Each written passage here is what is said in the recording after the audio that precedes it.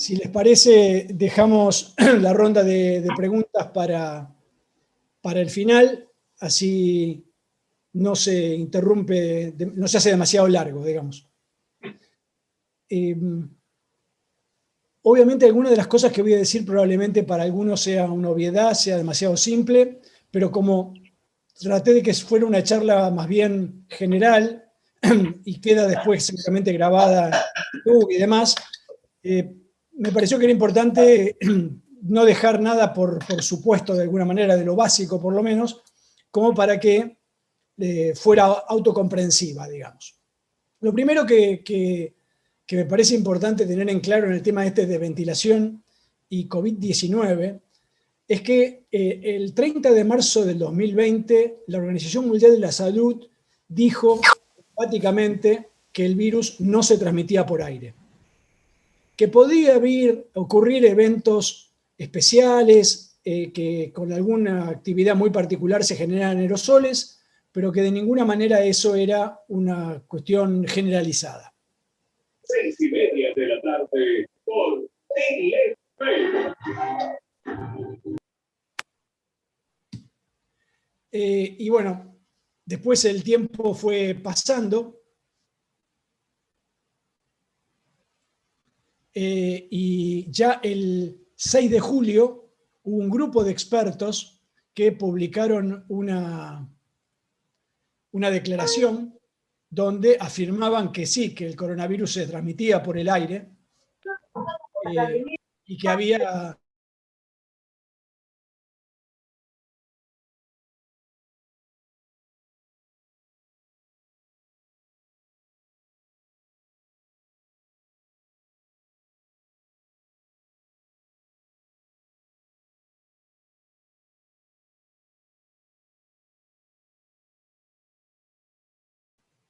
Hola, hola, ¿se escucha?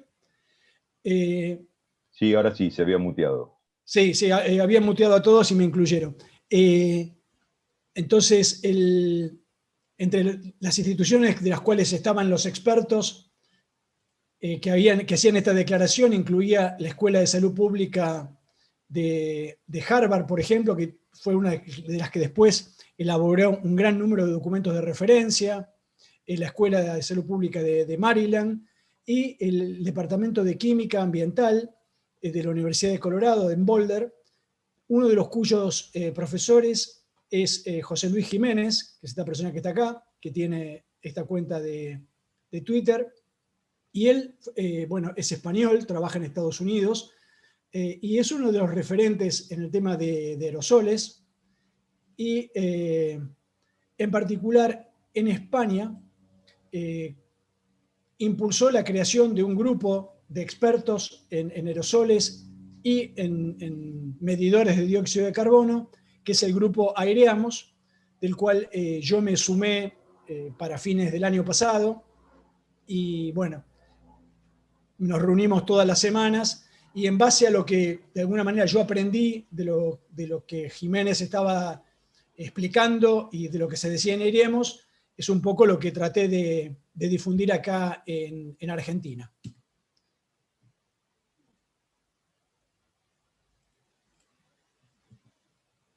Y bueno, el tema fue escalando, digamos, ya el 26 de febrero del 2021 había una nota en el New York Times, en inglés obviamente, que decía ¿por qué abrir las ventanas es la clave para reabrir las escuelas?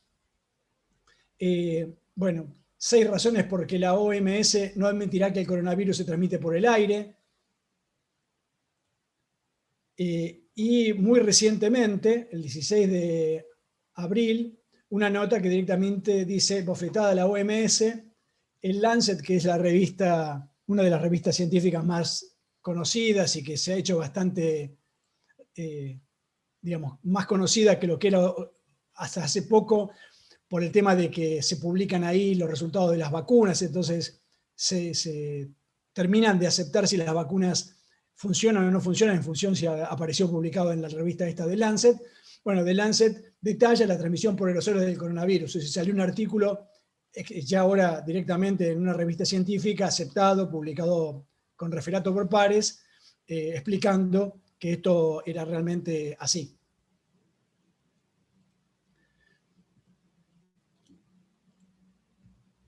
Y bueno, en Argentina ya hace unos 20 días más o menos que lo que ocurrió es que el Ministerio de Ciencia en particular lanzó una campaña que se llama Ventilar con este portal, que tienen guías de recomendaciones, tienen explicaciones, documentos explicativos, guías, y tienen también un listado de fabricantes nacionales de medidores, en particular de dióxido de carbono. E incluso el Ministerio de Salud, en conjunto con el Ministerio de Ciencia y Técnica, lanzó una guía de recomendaciones sobre ventilación en ambientes para evitar la transmisión por aerosoles. Es decir, que ya existe un documento oficial de referencia del Ministerio de Salud de la Nación en este sentido. Y en el contexto del lanzamiento de esta campaña Ventilar, es que dimos un seminario hace prácticamente más o menos 20-25 días, tratando de explicar justamente por qué, cómo era que el COVID se transmitía por aire y la importancia de ventilar. Él explicó, las expositoras fueron la doctora Sandra Cordo, que es bióloga y doctora en química, la doctora Andrea Pineda Rojas, que es experta en atmósfera, en ventilación en ambientes, y, bueno, y yo fui una de las personas que dio la charla. Entonces, tomo algunas cosas muy básicas de las presentaciones de Sandra y de Andrea, en particular, lo primero es entender cómo nos infectamos con SARS-CoV-2. El virus necesita de una célula para poder reproducirse, para poder multiplicarse. Si el virus no encuentra una célula, no se multiplica. Y entonces, una vez que ingresa a la célula que puede multiplicarse, ahí se reproduce y se libera más virus que sigue infectando. Entonces,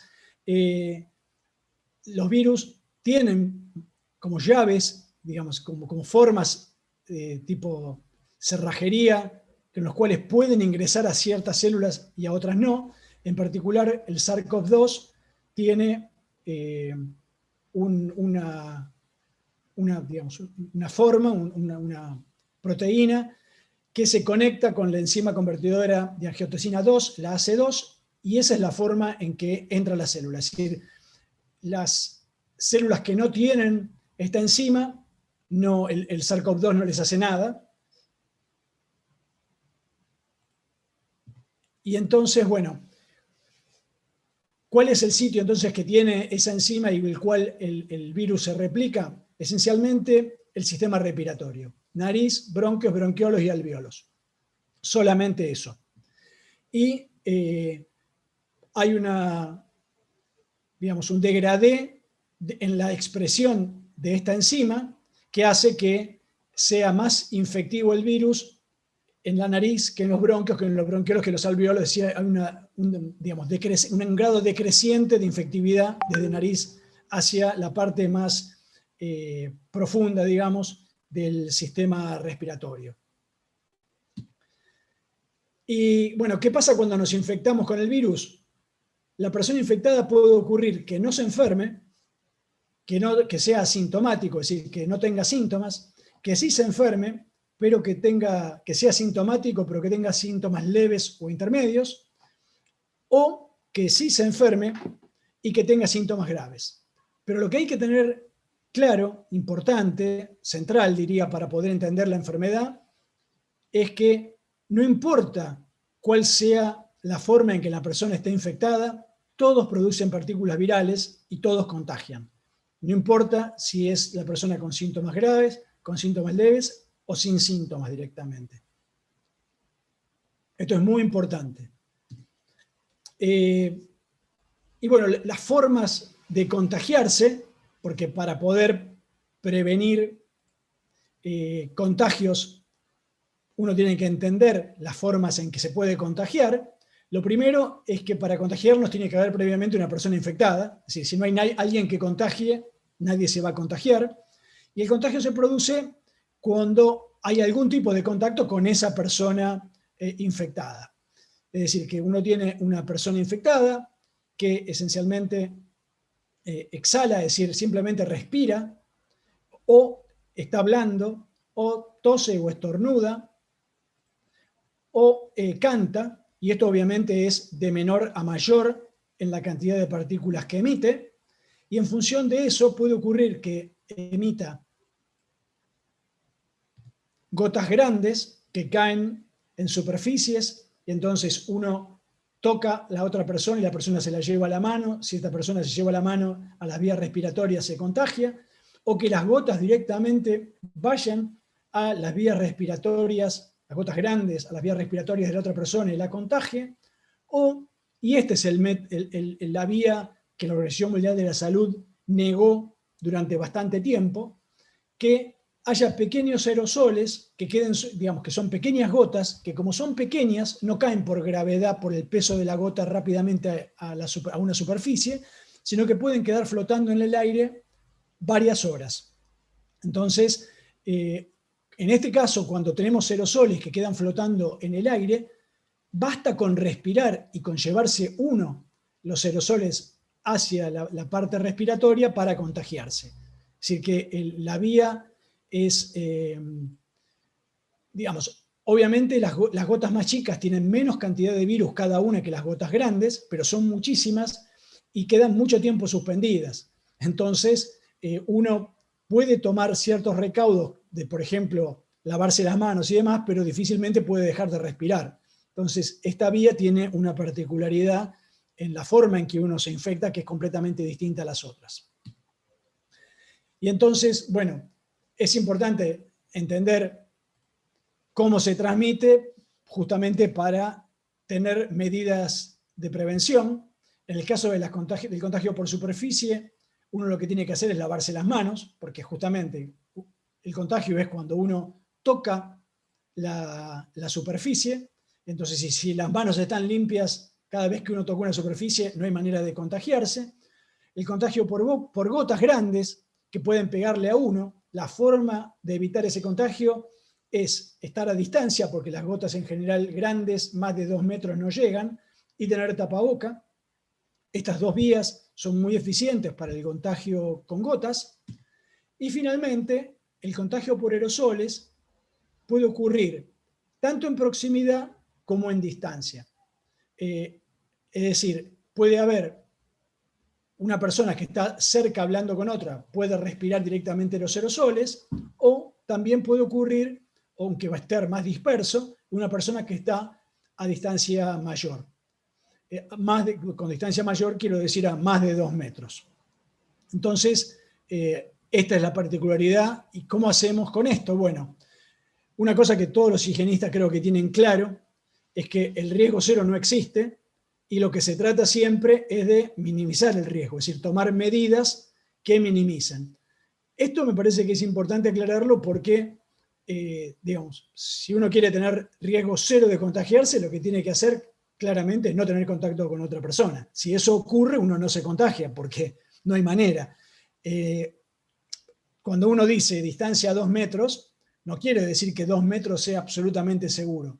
Lo que sí, seguramente 2 metros es más seguro que 1,5 metros es más seguro que 1 metro, pero nadie puede dudar de que 5 metros es más seguro que 2. Bueno, este mismo concepto de, digamos, un compromiso entre la medida que tomo y un cierto riesgo que acepto, porque de alguna manera tengo que hacer ciertas actividades que si tomo más riesgo no las puedo realizar, este compromiso es el que de alguna manera uno tiene que andar ponderando y evaluando al momento de tomar los cuidados, digamos. En el caso concreto del contagio por aerosoles, como dijimos antes, como en principio no es que la persona, uno se da cuenta que hay una persona estornudando y entonces al estar estornudando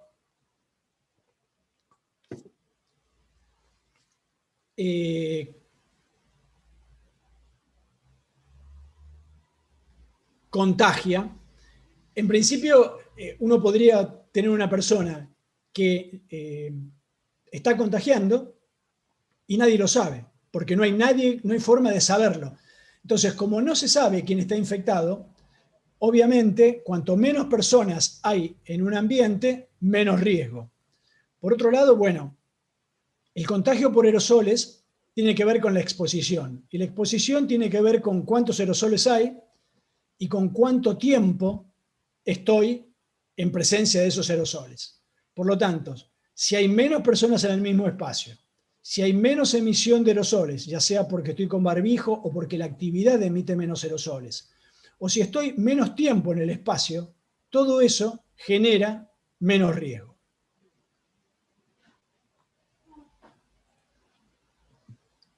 Disculpen, pero estoy permanentemente admitiendo personas y eso me distrae un poco. Entonces,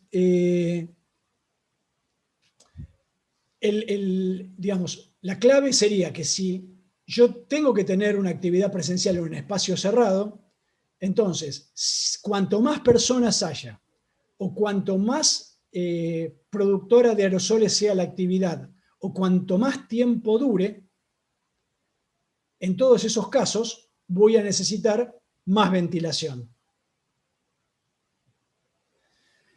Algunas definiciones básicas. Bueno, ventilación natural entendemos que es aumentar la renovación de aire interior abriendo ventanas y puertas para provocar un flujo de aire. Ventilación cruzada quiere decir que yo abro puertas y ventanas en lados opuestos de la habitación. Ventilación continua quiere decir que el aire se renueva siempre, es decir, que nunca dejo que se acumule aire respirado. Y ventilación distribuida es que no se acumula aire sin renovar en ningún lugar de la habitación. Entonces, la mejor ventilación que puedo tener es la ventilación cruzada, continua, distribuida y medida. Y acá, bueno, un ejemplo de 4 situaciones distintas, en particular en un aula podría ser de opciones para ventilar. Está ejemplificado acá con una de las formas que se mide las renovaciones de aire en ventilación y es generar dióxido de carbono en un ambiente y medir cómo cae la concentración a lo largo del tiempo. Entonces, bueno, si yo tengo todo cerrado, va a haber pequeñas rendijas en las puertas, en las ventanas, que va a hacer que el nivel de dióxido de carbono, como está acá en esta línea celeste, vaya cayendo, pero muy lento en el tiempo, muy despacio. En cambio, si dejo la puerta abierta, va a caer un poco más rápido, como la línea roja.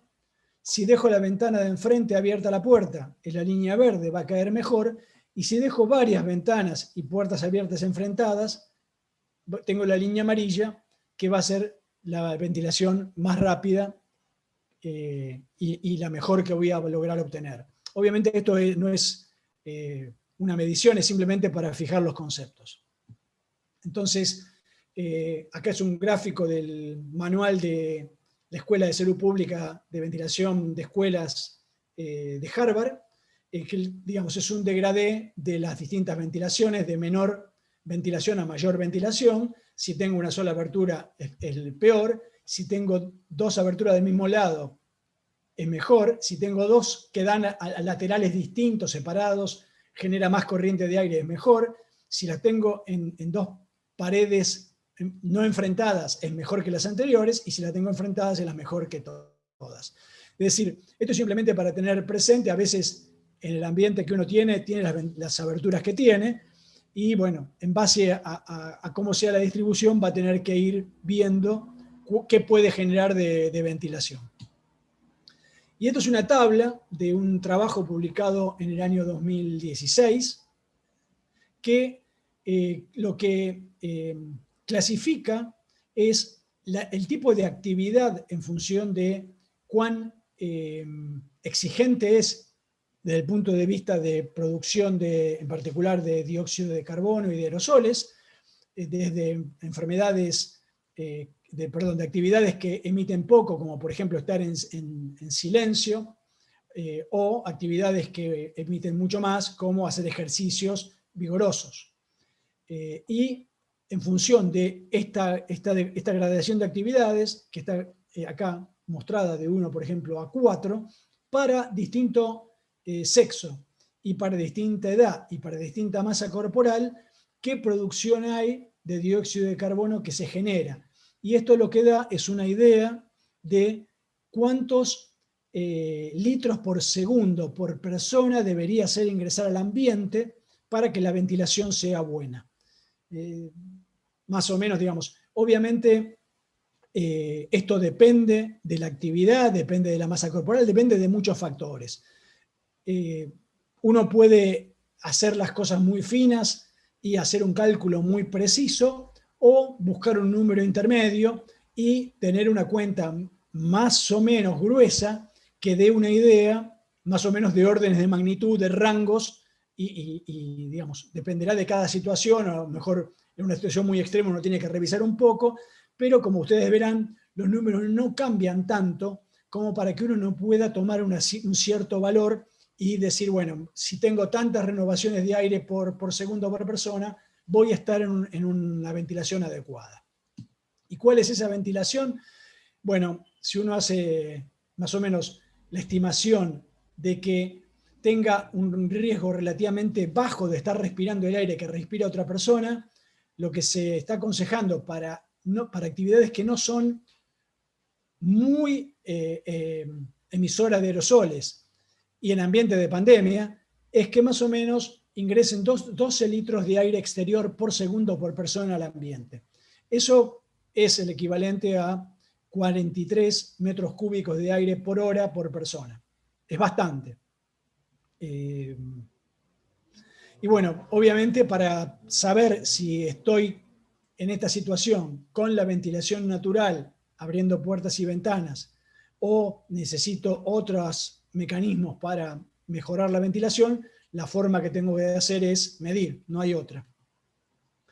Y en esto voy a dar un dato, digamos, importante para lo que sigue, y es lo siguiente.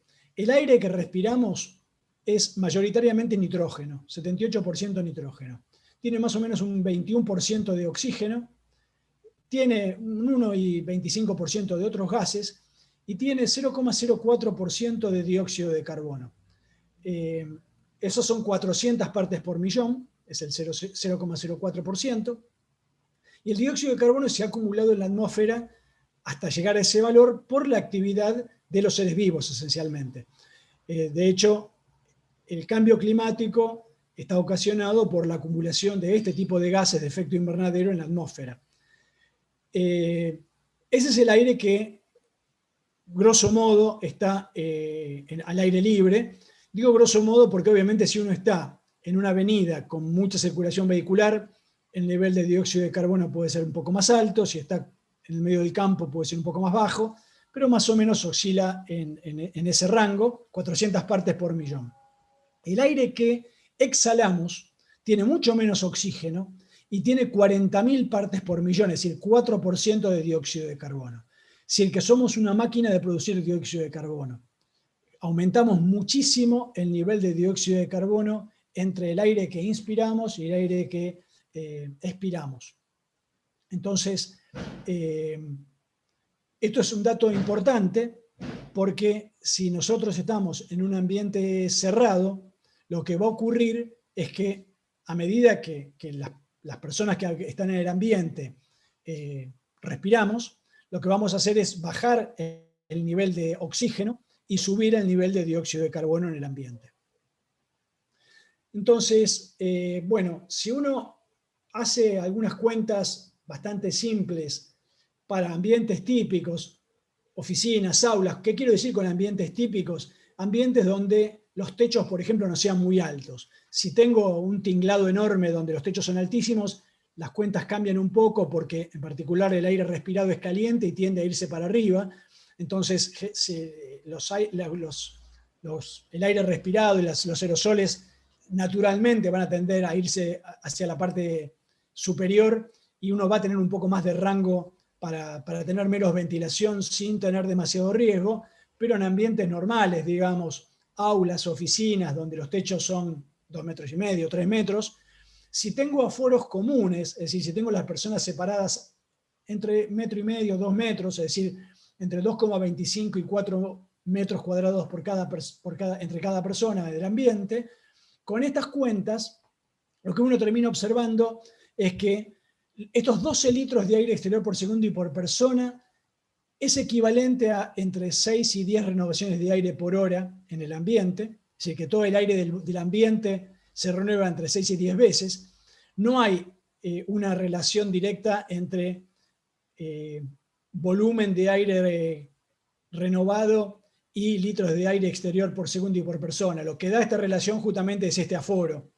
Pero como este aforo es el que hoy en día más o menos se está recomendando en la mayoría de las actividades, en general en todos los casos que estamos viendo termina dándose esta relación, y también lo que uno termina viendo es que si recurre a la tabla de cuánto dióxido de carbono se emite con estas personas ocupadas por esta superficie, lo que termina observando es que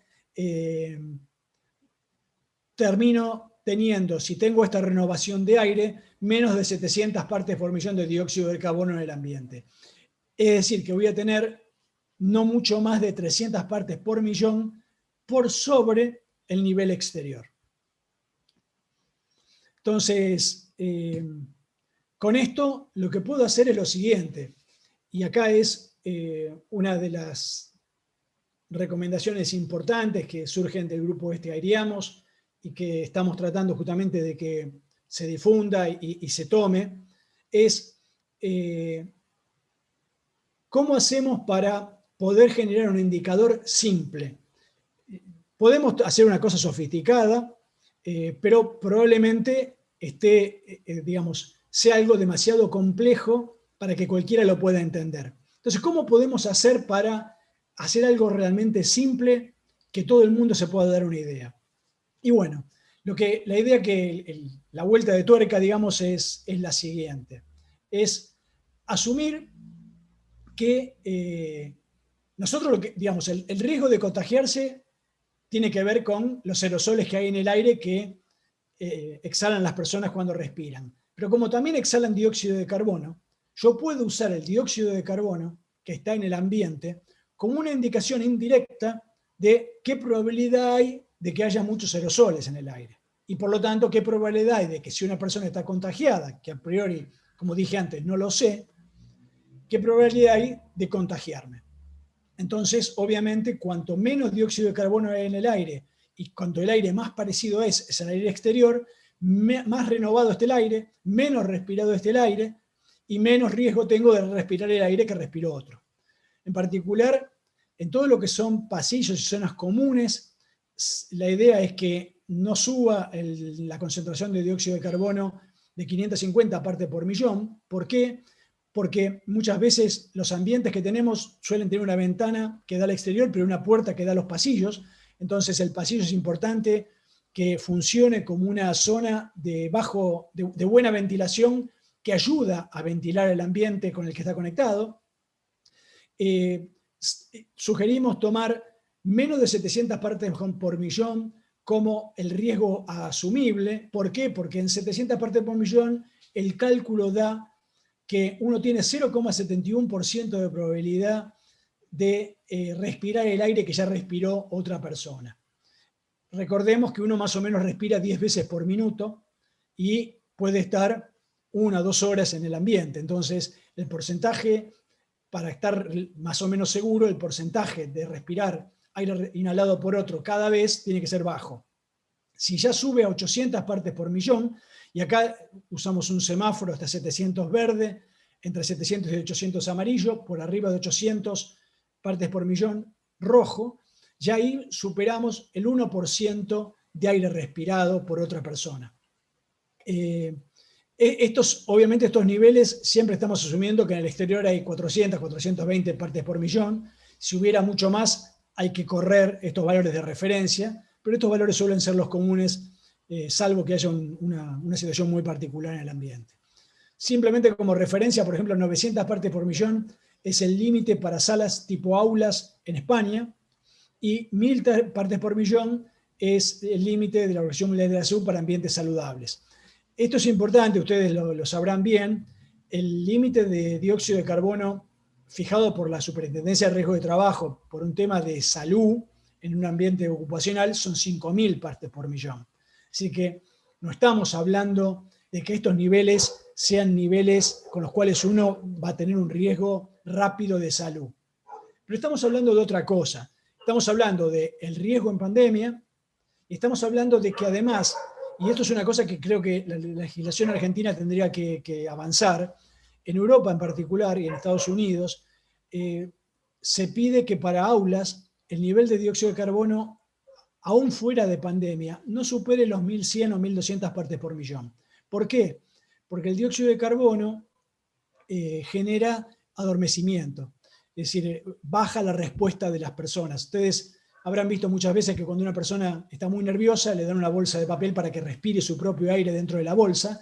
Eso es porque uno termina respirando su propio dióxido de carbono y se calma, de alguna manera se anestesia solo un poco. Entonces, obviamente, lo que se considera es que para un aula no es adecuado que los chicos estén medio adormecidos, y entonces el nivel de dióxido de carbono en general no se recomienda que esté muy encima de 1100, 1200 partes por millón. Esto hablando fuera de la epidemia.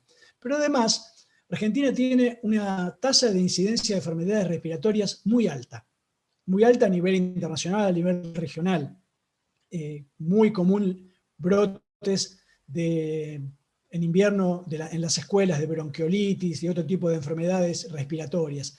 Y seguramente esto tiene una correlación con el hecho de que le damos poca importancia a la ventilación, poca importancia a la renovación de aire.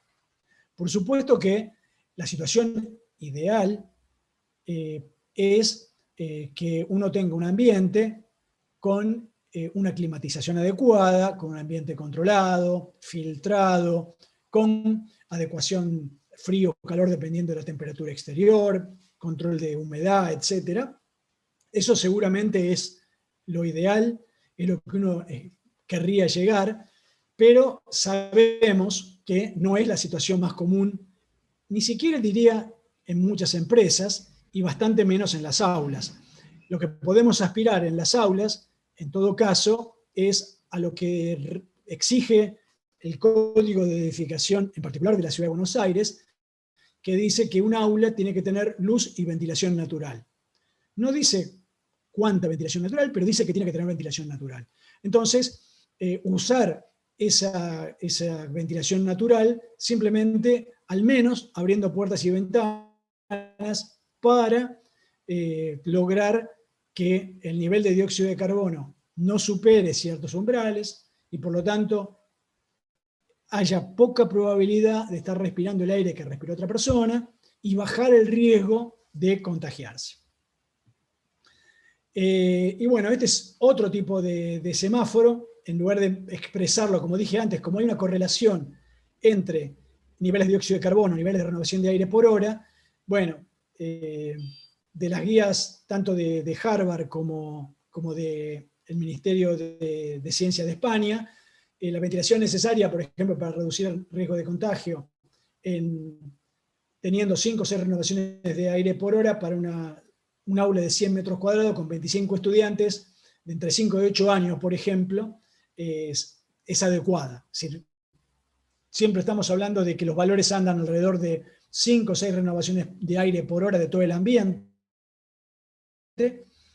Si tenemos menos 5, 4 o 5 bueno, y ya para ahí abajo es inadecuado en una condición de pandemia. Y esto es el protocolo de vuelta a actividades presenciales que aprobó la Universidad Nacional de Hurlingham, donde yo trabajo. Lo aprobó el 4 de noviembre del año 2020. Lo redacté yo. Y la parte en particular de ventilación dice lo siguiente. Dice, en espacios cerrados se garantizará una renovación de aire de al menos 6 veces por hora. En ningún caso la ventilación se realizará mediante el uso de equipos que recirculen el aire del ambiente. Los espacios deberán tener ventanas que permanezcan abiertas y comuniquen con el exterior y contar con ventiladores que aseguren el recambio de aire. La renovación mínima de aire se verificará mediante las mediciones correspondientes al menos una vez por mes y se controlará que las ventanas y puertas permanezcan abiertas durante la ocupación del local y los ventiladores se enciendan al menos 10 minutos cada media hora. Esto pusimos el 4 de noviembre. Después, en diciembre, avanzamos con el tema de tratar de popularizar y difundir el tema de los medidores de dióxido de carbono. Y bueno, si uno se hiciera una línea, digamos, un diagrama de cómo proceder operativamente, uno lo que debería preguntarse primero es si la actividad se puede hacer en el exterior. Si la actividad se puede hacer en el exterior, un problema menos, porque uno evita el riesgo de contagio por aerosoles, o por lo menos, si mantiene la distancia del tapaboca, lo minimiza muchísimo. Si no se puede hacer en el interior, bueno, tratar de que haya ventilación natural. Si es suficiente la ventilación, ya no tengo problema. Si no es suficiente, voy a tener que buscar, ya sea o un sistema de ventilación individual forzada, o un sistema de ventilación centralizada, si cuenta el edificio.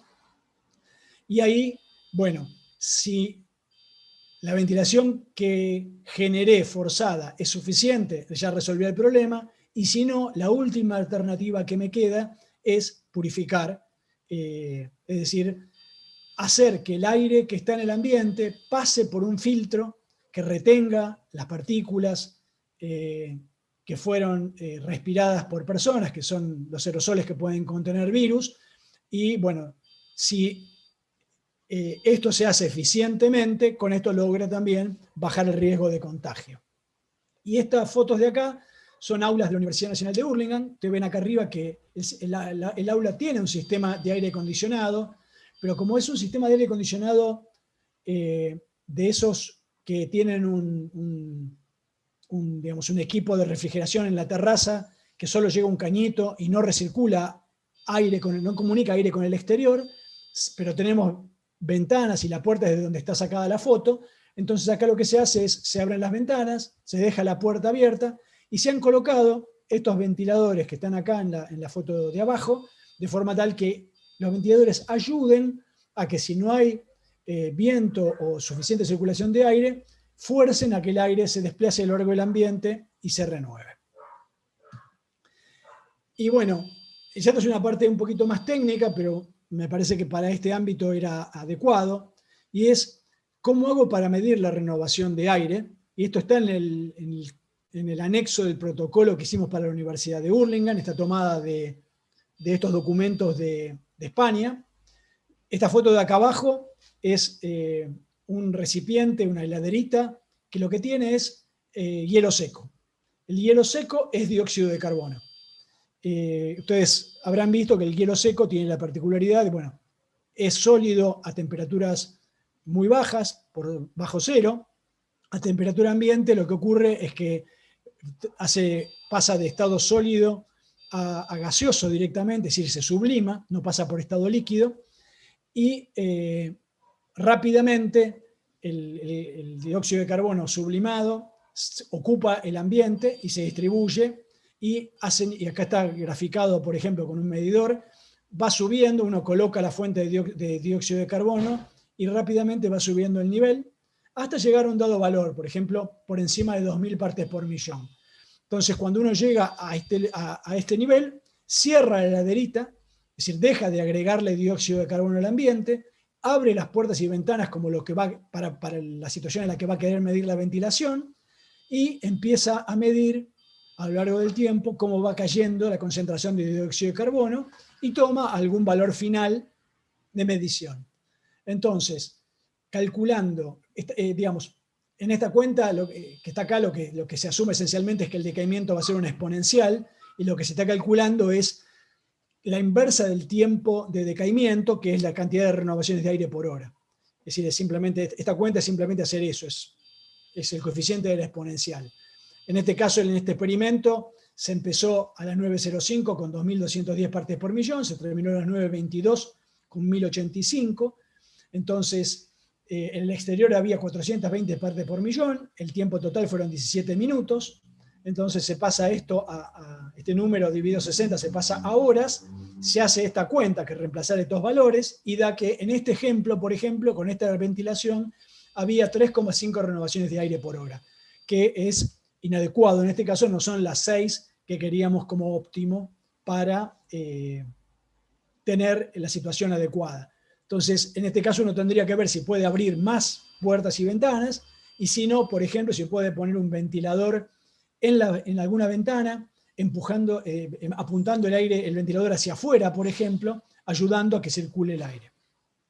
Son distintas técnicas económicas para mejorar la renovación de aire. Y ahora, una cosa que probablemente no sea una cosa específica para higienistas, pero bueno, parte de lo que también hemos querido hacer con esto es el equivalente a lo que muestro acá afuera, y es el tema de que nosotros estamos acostumbrados a tomarnos la temperatura. Y eso no quiere decir que nosotros seamos ni enfermeros, ni que por tomarnos la temperatura no consultemos a un médico, ni que nos automediquemos. Es decir, tomarnos la temperatura no nos transforma en profesionales de la salud.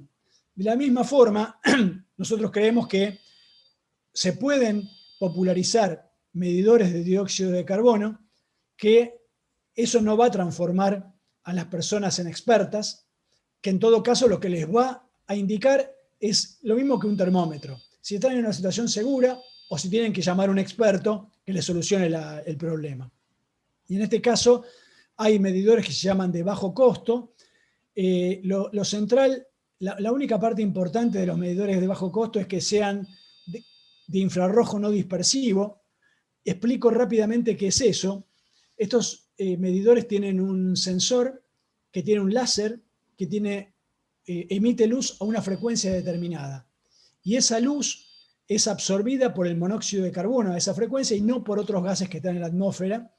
Y entonces lo que se mide es cuánta luz es absorbida y con eso se sabe cuánto dióxido de carbono hay en el ambiente. Es muy específico, a diferencia de otros sensores químicos, por ejemplo, que son poco específicos, miden muy bien diferencias de concentración. No son, digamos, no están bien calibrados nunca en el cero, y muchas veces la forma de calibrarlos es simplemente ponerlos al exterior, apretar un botón y ajusta ese valor a 400 partes por millón o al valor que haya fijado el fabricante, pero a partir de ahí las diferencias que mide son muy buenas, son muy precisas. En general, el error que viene en estos sensores son 50 partes por millón, más o menos 50 partes por millón.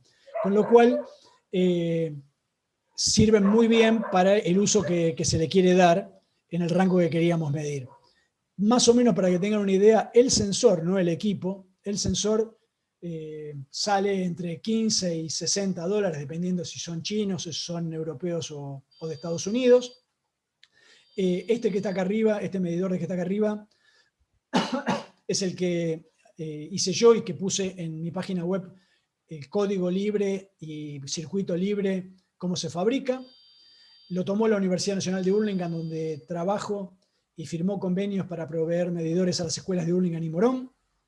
Estos que están acá son todos medidores que se fabrican ya en el país, hechos por empresas, y acá abajo medidores internacionales que suelen andar, para que tengan una referencia de costo, entre 50 dólares y 200 dólares.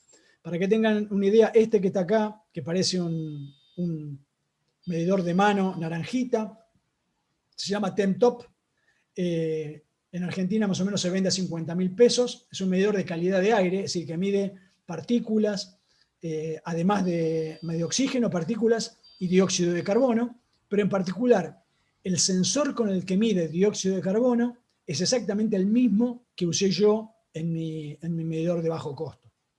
Obviamente, armarlo a mí me salió muchísimo más barato que el precio del sensor comercial, ¿no? Y bueno, acá está una aproximación. El sensor es esto doradito que está acá arriba. El gabinete es un gabinete de una llave térmica que compré en la ferretería de la esquina. Y como ustedes ven acá, el circuito es un microprocesador, que en particular yo usé un Arduino, o una placa Wemos, dependiendo de si lo quiero sin Wi-Fi o con Wi-Fi. La placa Wemos tiene la posibilidad de transmitir Wi-Fi los datos a una computadora o a un servidor. Tiene un display o una pantallita para ver los valores que va midiendo. Este es el sensor.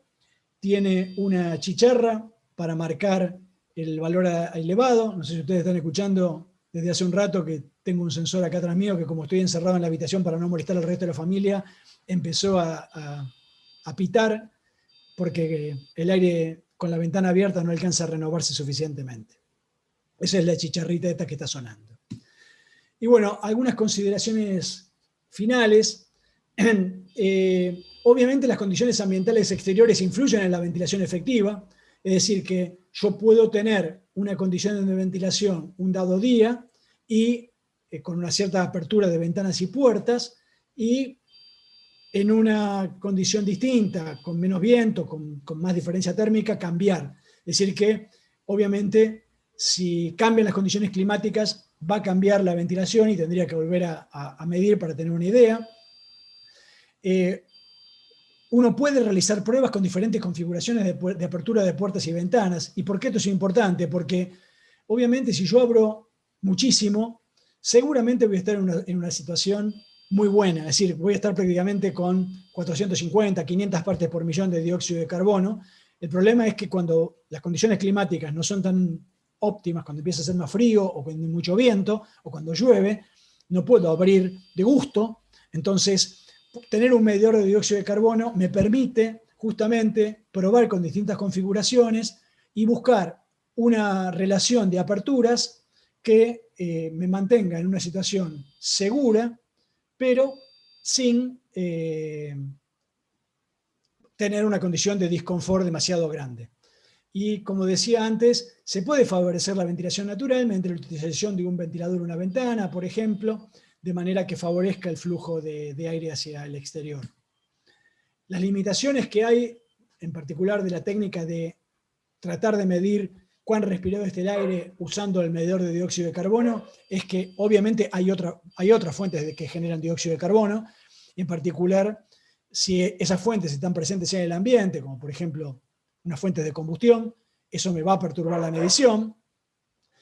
También tengo que tener en claro que si voy por la opción de colocar filtros, en particular filtros EPA o similares, los filtros de los aire acondicionados comunes no sirven para filtrar este tipo de partículas pequeñas y aerosoles, pero sin filtro EPA, tengo que tener presente que los filtros eliminan las partículas, pero no eliminan el dióxido de carbono, con lo cual el nivel de dióxido de carbono ya no es un indicador directo de aire respirado, porque se rompe esa relación, pero de todas maneras, si yo tengo un filtro, tendría que tener un medidor, porque sigue valiendo el hecho de que no debería tener en un ambiente cerrado mucho más de 1100 o 1200 partes por millón de dióxido de carbono para que el ambiente sea un ambiente saludable, digamos.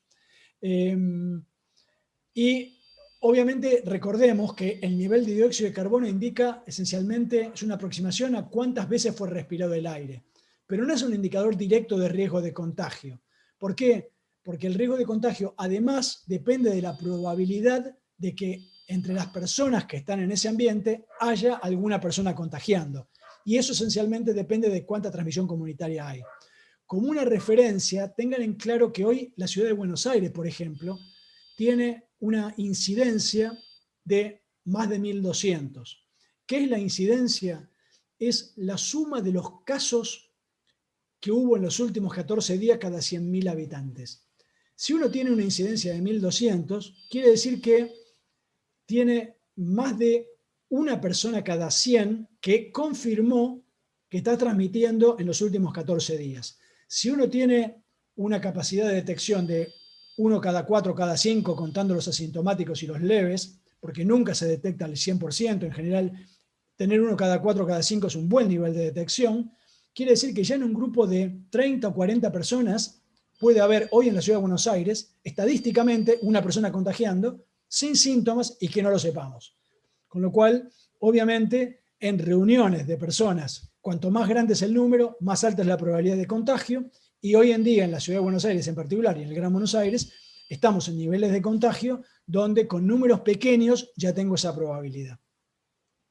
Y para medir la recomendación, la configuración más adecuada para lo que se quiere medir, que es justamente el riesgo de respirar el aire que respira otro, la recomendación es tratar de colocar el medidor en la zona menos ventilada del ambiente.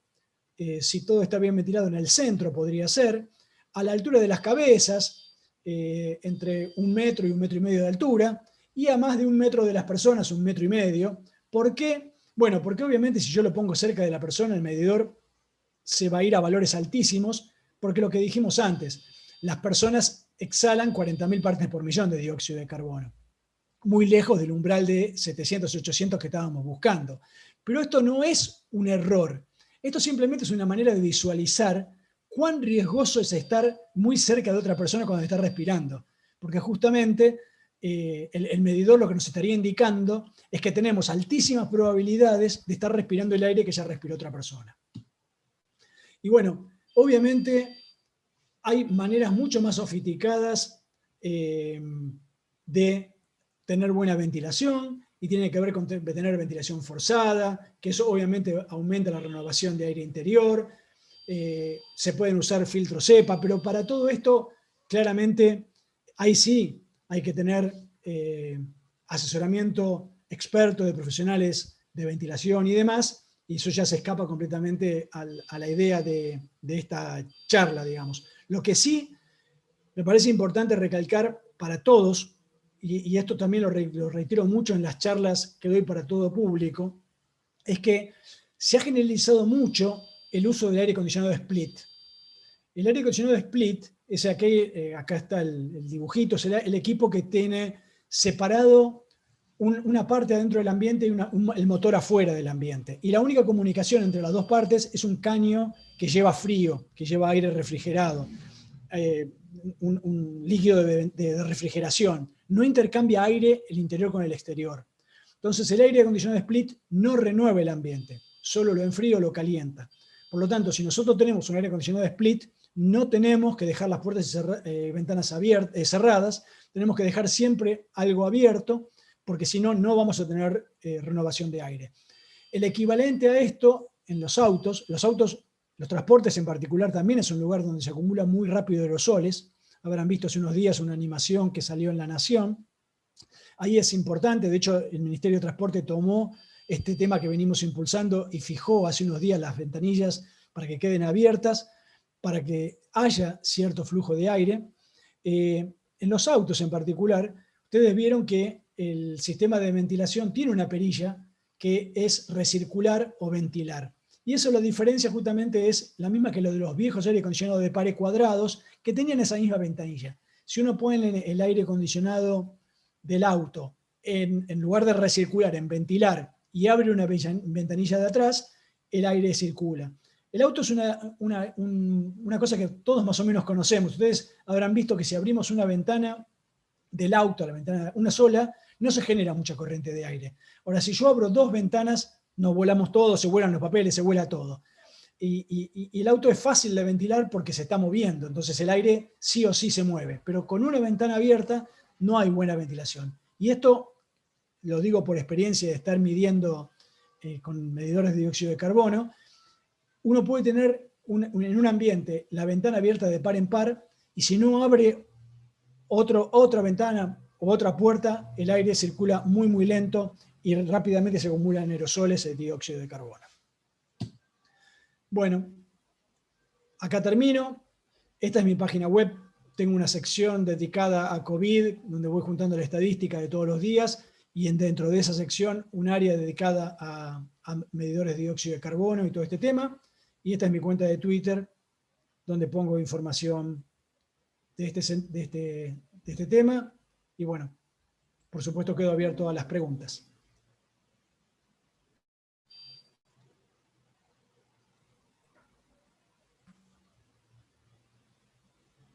Jorge. Bueno, Leo, ¿estás por ahí? Sí, estoy acá, Mariano.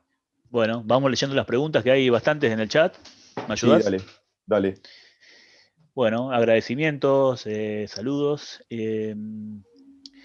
Ahí pregunta Elías,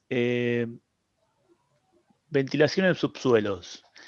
Pregunta, ¿qué documentación o estudios tenemos que tener para demostrar que la ventilación es la suficiente para habilitar trabajar en esos espacios, ¿no? En subsuelos?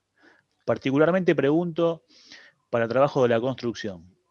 Hasta donde sé, lo único que tenemos en la legislación argentina sobre ventilación está en el decreto 351 del 79, más de 40 años con esa legislación. Sí, por eso, separemos, digamos, hay un tema que tiene que ver con seguridad laboral y Claro, con... claro, estamos mezclando los temas. Claro, por eso digo, hay un tema que tiene que ver con el aire saludable para cualquier persona y para cualquier trabajador. Eso está normado por una ley y como yo decía, me parece que el valor que hoy está vigente, por ejemplo, para dióxido de carbono de 5.000 partes por millón, es demasiado alto, por ejemplo, para escuelas, por ejemplo, pero también para lugares de trabajo, para oficinas y demás, deberíamos tener un valor que yo diría en épocas normales que debería andar como anda en Europa, como anda en Japón, en Corea del Sur, en 1.200, 1.100 partes por millón. Eso sería un ambiente mucho más saludable. Ahora, el tema en lugares cerrados, en particular en subsuelos, lo central es si uno tiene una ventilación central o no, y si esa ventilación, y lo digo por ejemplo porque en la Facultad de Ciencias Exactas y Naturales de la UBA, el sistema de ventilación de los pabellones 1 y 2 es un sistema donde uno tiene sectorizado por sectores que no se mezclan entre sí y en cada sector tiene ductos que toman aire del exterior, inyectan aire fresco y el aire es sacado del ambiente y enviado para afuera. Y uno tiene unas clampetas con las cuales puede regular cuánto recircula o no recircula. Entonces, en una condición como la actual, uno puede fijar las clampetas para que no recircule nada. Obviamente, eso es muy ineficiente desde el punto de vista de calefaccionar el ambiente, pero bueno, en esta condición, digamos, todo lo que era optimización de energía se tiró a la basura y lo que estamos tratando es de minimizar los contagios. Entonces, lo que uno no tiene que hacer es hacer recircular el aire. Salvo que en el medio de la recirculación uno tenga filtros, y esa es otra historia. Pero si el sistema de ventilación que tiene en el subsuelo lo que hace es toma aire del exterior, lo inyecta al ambiente y lo saca para el exterior, en principio, si no tiene filtros y uno tiene un nivel de dióxido de carbono en ese ambiente bajo, digamos, no superior a 700 partes por millón, uno debería considerar que la ventilación es segura y está razonable. Si no es esa la condición, bueno, no es seguro. Excelente. Ahí Florencia pregunta, si una persona se encuentra en un espacio cerrado, pero mantiene la correspondiente distancia social, ¿de igual modo tiene la posibilidad de contagiarse? Sí, sí, porque justamente, como decíamos antes, con la distancia uno lo que evita es el contagio por las gotas grandes que le pueden pegar directo. Pero, y en esto José Luis Jiménez, que es el experto que yo decía, da un ejemplo que para mí es muy gráfico. Ustedes, él lo da con cigarrillo y yo lo doy con el churrasco, con el bife. Él dice, ustedes están con una persona que fuma y ven cuando exhala el humo en el ambiente. Lo ven que está llenándose el humo del ambiente. ¿Está bien? Ahora, a los pocos segundos ya no ven más el humo. Sin embargo, si uno entra al ambiente, huele el humo. Sabe que una persona estuvo fumando. ¿Por qué lo sabe? Porque esas partículas quedaron flotando en el aire. Y queda por mucho tiempo flotando en el aire si uno no abre. Y cuando uno hace churrasco y dice, che, abramos que hay un olor a churrasco terrible, ¿qué hace? Abre una puerta y una ventana cruzadas. Porque si uno solo abre una ventana, el olor no se va. Bueno, esto es lo mismo. Uno tiene que imaginar que, digamos, estamos tratando de ponerle algo que no tiene olor, que no tiene tamaño para verse, pero que está ahí, que son los aerosoles, que son pequeñas gotitas de humedad que exhalamos todo el tiempo al respirar, pero mucho más al gritar, al cantar, etc. Entonces, usamos el dióxido de carbono como una manera de ponerle olor, o de alguna manera de hacer visible esas gotitas que no vemos. No es exactamente igual. es otra cosa. Una cosa son las gotitas, otra cosa es el dióxido de carbono. Pero como más o menos se distribuyen igual en el ambiente, si uno mide una cosa, está indicando que están las otras. Y si no está una cosa, no están las otras. Entonces, es importante, como decía al principio, la acumulación de aerosoles depende de la actividad que se está haciendo. Por ejemplo, hay mucho más aerosoles cuando hay gente haciendo gimnasia que si hay personas que simplemente están calladitas. Por ejemplo, en un transporte público se recomienda que la gente no hable por el teléfono, porque cuando habla emite más aerosoles.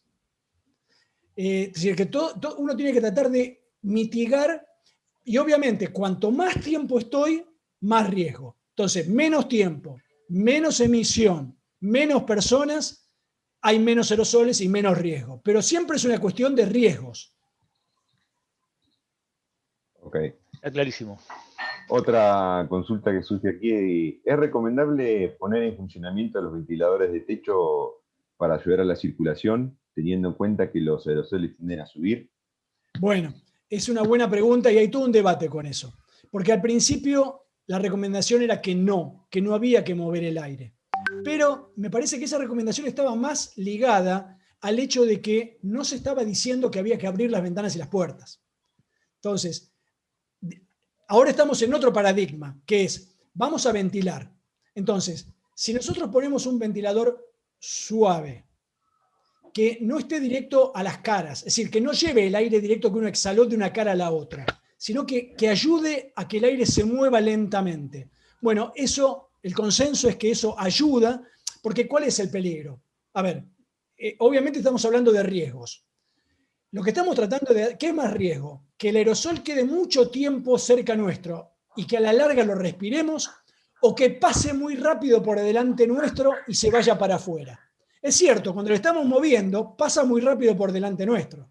Ahora, la probabilidad de que ese poquito justo nos entre y nos infecte es menor que dejar la sopa todo el tiempo dando vuelta y estar mucho tiempo respirando ese caldo. Es decir, que obviamente mover el aire tiene un riesgo, pero es menor que no moverlo. Perdón, que no moverlo, si no es que lo que vamos a hacer es dejarlo adentro del ambiente moviéndolo, sino llevándolo para afuera. Claro, moviéndolo para que se vaya. Exacto. Empujándolo. Empujando. Porque hay una cosa que es importante. Uno se imagina como en la ventana abierta, solo, como si fuera una especie de balde que uno le hace un agujero abajo y el agua empieza a salir. Bueno, cuando uno abre solo la ventana, el aire se va por un tema de difusión, no por transporte. Y la velocidad de traslado de los aerosoles por difusión es muy lenta, muy, muy lenta. Entonces, por eso uno no ve que el dióxido de carbono baje cuando solo abre la ventana. Y es muy distinto cuando abre puerta y ventana, pero muy distinto. Entonces, en un departamento, por ejemplo, que uno tiene un ambiente que da un corredor, que da otro ambiente, bueno, uno abre una ventana de una punta, otra ventana de la otra punta, y deja las puertas abiertas y se genera ese corriente de aire. Okay. Había una pregunta muy interesante de Juan que tiene que ver con esos valores que vos hablabas en el protocolo. ¿Están tomados a nivel del mar? Digamos, el caso de Juan, por ejemplo, él vive en Salta y está a más de 3.000 metros de altura, por ejemplo. Sí, a ver, lo que cambia es el nivel que yo decía de referencia de 400 partes por millón, 420, pero no cambia la variación. Entonces, lo que tiene que hacer simplemente es poner el medidor afuera y ver cuánto le da el CO2. Y ajustar a 300, 400 partes, no más de eso, sobre ese valor de afuera. Es decir, la medición, la consigna correcta es que la variación no sea superior a 300, 400 partes por millón. Pero como en la mayoría de los lugares hay 400 afuera, para el gran público simplificamos y decimos 700, 800. Pero lo correcto es una variación de no más de 300, 400. Excelente. Ahí hay una pregunta que tiene que ver con que sos físico, pero no con la charla, pero igual te la voy a hacer. Preguntan si la luz ultravioleta sirve para matar el virus. Bueno, hay un tema y es que efectivamente han aparecido, y en España también están muy en contra de esto, muchos aparatos muy sofisticados que salen muy caros. Ustedes saben que, por ejemplo, la ciudad de Buenos Aires decidió, hasta ahora, por ejemplo, no comprar medidores de dióxido de carbono, pero compró 400 filtros EPA con otros agregados, UV, ozono. Cada uno de esos aparatos sale en $1.500. Es decir, gastaron 83 millones de pesos en eso.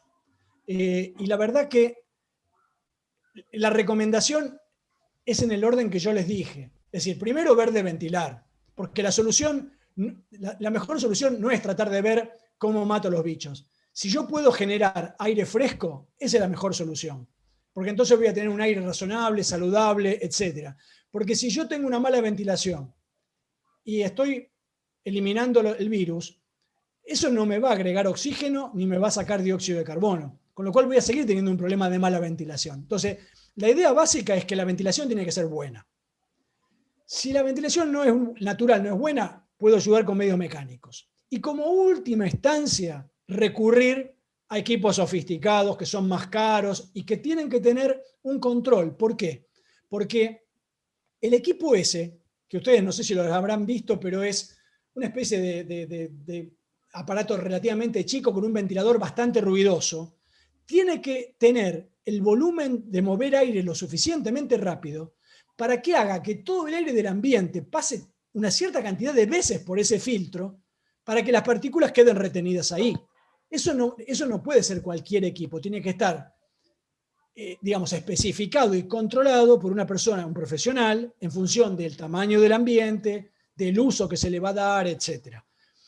Dicho todo eso, por ejemplo, el ozono es tóxico. Entonces, si el equipo libera ozono en presencia de personas, eso no es aconsejable. Quiero decir, hay muchas maneras de matar el virus, pero hay que tratar de no matarlo matándonos a nosotros mismos. Digo, esas no son las mejores maneras. Entonces, hay cosas que funcionan, hay cosas que son más riesgosas.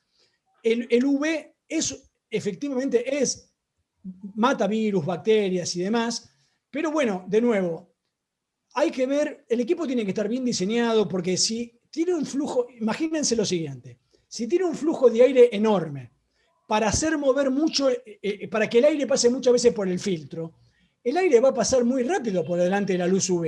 Entonces tiene que estar bien dimensionado para que la radiación que recibe sea suficiente. Digo, hay muchas cosas que se está vendiendo que suena más a espejito de colores que a algo que realmente esté bien dimensionado. Entonces hay que tener cuidado. Digo, yo no estoy diciendo que no sirva, ¿no? Pero quiero decir, hay que tener en claro cuál es la especificación y para qué se va a usar. Sí, ahí hablaban de un equipo que combina luz ultravioleta, carbón activado, ionizador, Sí, generador de ozono. sí. De hecho, hoy justamente comentaba con la gente de Aireamos de España unos similares que están vendiendo también por unos cuantos miles de euros en España.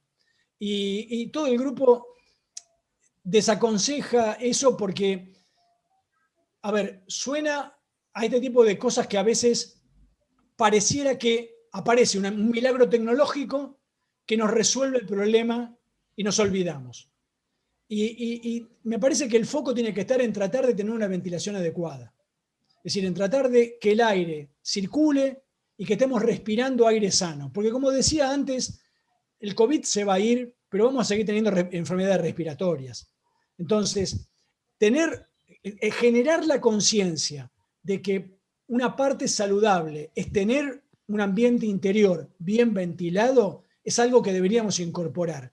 Y si eso se hace con aire libre, aire puro, me parece que es lo mejor. Excelente. Por ahí preguntaban qué normas te basaste o qué normativa para el protocolo de la Universidad de Burlingame. Bueno, justamente, cuando escribí el protocolo ese, que fue en noviembre, sabía mucho menos de lo que sé hoy. Pensemos que nadie sabe mucho más que de un año de este virus, porque simplemente no existía. Hay gente que, como yo les decía antes, que muy rápido tuvo en claro el tema de los aerosoles, y otros lugares donde tardó mucho más en llegar la novedad. Yo tomé la recomendación de la Escuela de Salud Pública de Harvard para escuelas, que recomienda 6 renovaciones de aire. Y es la misma recomendación. Ese es el documento, yo diría, liminar, el base. Después, el documento que sacó Ciencia y Técnica de España para las escuelas, toma el de Harvard y lo traduce al español. Pero también se refiere a 6 renovaciones de aire por hora. Y yo tomé eso como parámetro. Y la verdad es que cuando tenemos esa ventilación y vamos a medir CO2, el CO2 da muy bien. Es decir, esto por el hecho de que tenemos personas que no están haciendo una actividad que exige mucho que exhala mucho CO2, la tenemos separada a 2 metros, entonces todo más tapaboca, todo ese conjunto funciona bien con esa norma. Está tomada de los documentos. Aireamos en mi página web están los links y demás, pero es el grupo de España, y ahí se tienen todos los manuales. Yo también los puse en la mía, pero está todo público ahí. Jorge, una consulta. Todo esto que nos vino charlando hoy hizo referencia a los ambientes de grandes dimensiones. Muchos de los que estamos aquí hacemos higiene y seguridad en ambientes industriales en donde la cuestión cambia. ¿Sí? Sí. Hay ¿qué aconseja ahí en ese tipo de situaciones? Bueno, a ver, de nuevo, mi experiencia, te digo por ejemplo, mira, para que veas una cosa similar. Muchas veces me decían, porque con las escuelas, yo creo que el enorme error que se cometió fue no empezar midiendo. Claro. Porque el medir dióxido de carbono tiene un primer efecto increíble y es psicológico. Es decir, cuando a uno le dicen que uno se puede contagiar respirando, lo primero que genera es pánico, porque uno no sabe si no está en riesgo, no sabe qué está pasando. El medidor de dióxido de carbono, lo que primero que da, cuando uno ve que uno tiene el aire casi igual que está afuera, lo primero que genera es tranquilidad. Entonces, si se hubiera empezado en las escuelas mostrando a los docentes, a los padres, que el nivel de dióxido de carbono en las aulas era similar al de afuera, era eliminar una discusión, por lo menos. Y si no lo era por lo menos asumir que había un problema y ver cómo se solucionaba. Y viene a cuento ¿por qué lo engancho con tu pregunta? Porque muchas veces me decían, sí, las aulas no están ventiladas. Y cuando veíamos, las aulas tenían una ventana al exterior, pero la puerta daba a un patio. Y el patio estaba techado. Pero el techo era un techo alto, con un tinglado, de esos que tienen lucarna arriba que genera una separación. Y eso genera un efecto chimenea, que como vos bien decías, al ser alto, el aire tiende a irse para ahí por el calor, y el aire obviamente no genera vacío, arrastra por corriente de aire el aire de las ventanas y se genera una circulación de aire, con lo cual, a pesar de que parecía que ese patio interno techado no generaba buena ventilación, midiendo, uno veía que sí la generaba. Entonces, si la fábrica tiene un techo alto, que muchas veces las fábricas tienen por temas de partículas, de particulado, de otros contaminantes, tienen extractores de aire, es muy probable que ese extractor ya solo genere la suficiente corriente de aire como para que, digamos, manteniendo distancia y manteniendo tapabocas, uno no tenga demasiado riesgo de estar respirando los aerosoles de otro. ¿Se entiende cuál es la idea? Sí. Y después, bueno, tener en cuenta lo que mencionabas de las fuentes que pueden alterar si tengo un horno, o sea, si tengo procesos de combustión, si hay autoelevadores con motor de explosión circulando, o sea, ahí ya me tengo que basar en las otras mediciones ambientales que debo tener en el ambiente de trabajo también para ponderar las que me pueden alterar la medición, ¿verdad? Absolutamente. Hay que tener en cuenta que si no es lo único que genera, pero vos pensás que, por ejemplo, puede ser que en la empresa sea más ventilado el lugar de taller o de fabricación que la oficina administrativa. Es lo que en la experiencia es lo que estoy observando, por lo menos Me pasa en una empresa en donde circulan hasta a veces simultáneamente 4 autoelevadores, se midió gases de combustión en esa peor condición y dio bien, y después vas a la oficina y están todos cerrados, es una pecera cerrada en la oficina de administración donde está la gerencia. Tengo más problemas ahí que donde tengo las prensas. En las guardias por eso de digo, vigilancia. Hay un tema de que ustedes saben de eso. Obviamente, el riesgo en el ambiente de la fabricación, hay un montón de riesgos por un montón de partículas, un montón de volátiles, un montón de cosas que podría haber, que no es el riesgo de contagiarse de COVID. Y probablemente el riesgo de contagiarse de COVID sea más alto en la oficina administrativa. Sí, o restringir, por ejemplo, lo que hicimos todos lo que estamos acá, en mayor o menor medida hemos implementado los protocolos, donde me quito el tapaboca, el vestuario, el comedor, ahí donde tenemos los problemas de brotes o de contagios que pueden ser intraempresa, no en el ambiente de trabajo en sí. Bueno, ese es un tema importante el que vos decís, porque normalmente estamos acostumbrados, somos seres sociales y tenemos costumbres que es como vivimos. El momento de distensión es el momento en que comemos y conversamos. Entonces, vamos a un lugar donde estamos relativamente cerca, con poca ventilación, nos sacamos el tapaboca y hablamos. Y es la peor combinación. Claro. Y ojo que eso también puede ocurrir en un restaurante al aire libre si no hay mucha corriente de aire. Porque, de nuevo, el riesgo se acumula. Entonces, si vos estás a 1 metro, aunque estés al aire libre, y no es que te sacás el tapaboca de rato, sino que estás todo el tiempo sin tapaboca, 1 hora, por ejemplo, y bueno, tanto va el can que te abre la fuente. Se rompe. Bien. Bien, ¿hay alguien que quiere hacer alguna pregunta? Fer Díaz, ¿estabas con algunas preguntas? Acá ¿No? hay una, si no, Mariano, que dice, el protocolo de cava para los locales de gastronomía requiere 10 renovaciones de aire por hora para un aforo máximo de 30%. ¿Puede justificar esas renovaciones con el medidor de dióxido de carbono? A ver, para hacer las cuentas finas, lo que hay que hacer es cuentas. Es decir, Correcto. Hay que agarrar el espacio, medir el volumen, medir qué significa en renovaciones de aire en litros por persona por segundo, esas 10 renovaciones de aire, con el aforo, porque 30% de ocupación lo que da es el aforo. En definitiva, va a terminar dando cuántas personas por metro cuadrado hay. Y eso va a terminar dando un nivel de dióxido de carbono.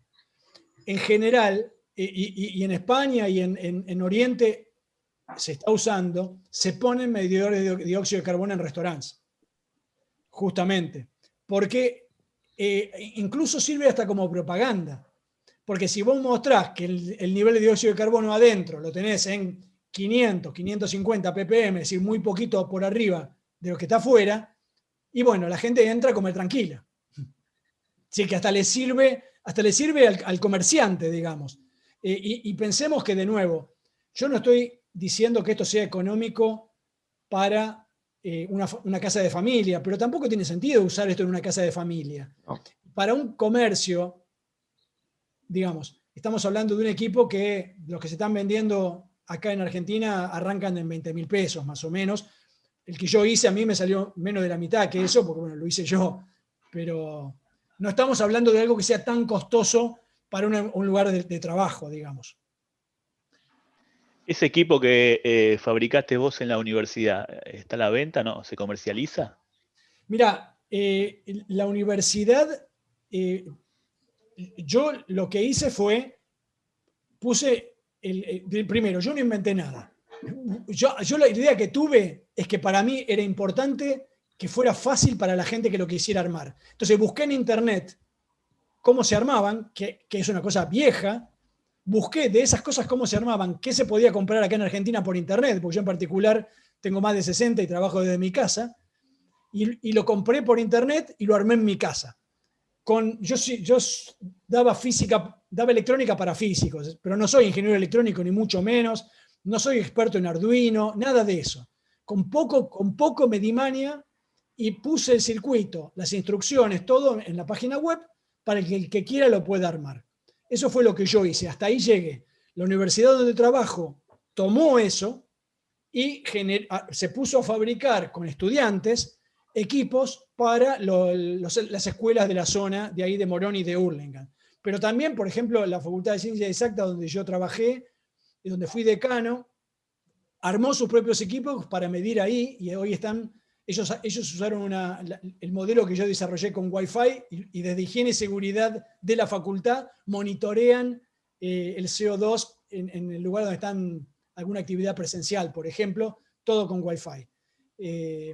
Y eso son cosas que se armaron caseras, digamos, que no es un equipo comercial ni pretende serlo. Digamos, yo no lo armé con la idea de que esto reemplace a lo que pueda hacer una empresa. Porque, de nuevo, es la idea del termómetro hogareño. Es solamente para que alguien pueda tener una cosa de bajo costo para saber si más o menos está seguro o no. Si no está seguro, bueno, tiene que buscar un profesional que lo ayude. Excelente. Leo. Jorge, discúlpame una pregunta. Respecto atento a su exposición y a la mirada y la lectura de su página, usted ha tomado un dato diciendo de que en la Argentina hay un alto porcentaje de enfermedades respiratorias. Yo quería preguntar, ¿a qué se refiere ¿cuál es el motivo, si usted ha podido llegar a observar o analizar ese punto, ¿no? Es una cosa que, bueno, yo no soy físico, y el doctorado lo hice en física. Es decir, digo, no soy médico, pero en particular, por ejemplo, cuando hablé de esto con la gente del Ministerio de Salud de la provincia de Buenos Aires. ¿O comparado con qué, no?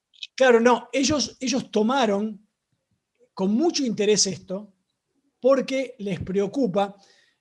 Argentina, por ejemplo, en el caso de las bronquiolitis, tiene una incidencia, es decir, a ver, les aporto algunas cosas que a lo mejor no sabemos, todos. Argentina todavía, al día de hoy, no tiene certificados de defunción digitales. Por eso, el ANSES le pide a los jubilados que demuestren que están vivos 3 veces por año, porque no tiene forma de saber que lo están. Bueno, de la misma forma, demora 1 año y medio el Ministerio de Salud de la Nación en que las jurisdicciones, todas las provincias, le manden la estadística de qué causas se murieron las personas todos los años. De hecho, el último anuario que está publicado es el de 2018, que se publicó en febrero del 2020. No está todavía publicado el de 2019.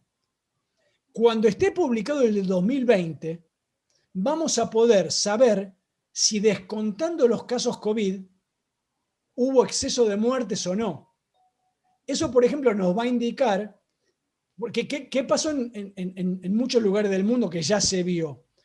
Que hubo muchas muertes COVID que en el certificado de defunción se puso paro cardiorrespiratorio. Que sí, es cierto, todos a la larga nos morimos de paro cardiorrespiratorio. El tema es qué lo genera. Bueno, no se puso en general en muchos lugares. Cuando digo muchos lugares, digo Nueva York, digo Reino Unido.